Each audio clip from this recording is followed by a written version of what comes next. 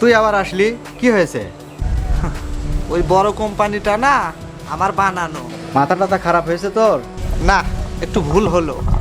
Basically ওই কোম্পানিটা আমার দাদার বানানো, অর্থাৎ আমার মায়ের বাবার।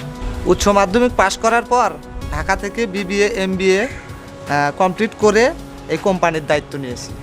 পোশাক দেখে মানুষের তোরা এরকম বিচার করিস, জানলে সত্যি আমি তোদের সাথে কোনোদিনই বন্ধুত্ব রাখতাম না। প্রত্যেকটা মানুষই সমাজের অবদান রাখে। যে লোকটা সকালবেলা উঠে রাস্তাঘাট পরিষ্কার করে, বিল্ডিং মোছে, ঝাড়ু দেয়, এই গাড়িটা যে মোছে, গাড়িটা যে চালায়, আবার এই কোম্পানির যে মালিক, দেশের যে প্রধানমন্ত্রী, প্রত্যেকটা মানুষের ভূমিকা রয়েছে। সবাই একে অপরের সাথে জড়িত, এটা তোরা ভুলে যাস।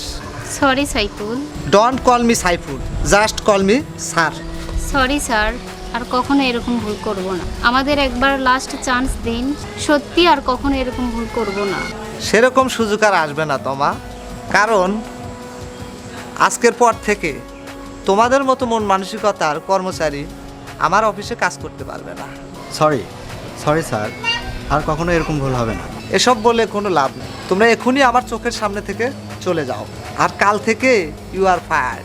স্যার, আর কখনো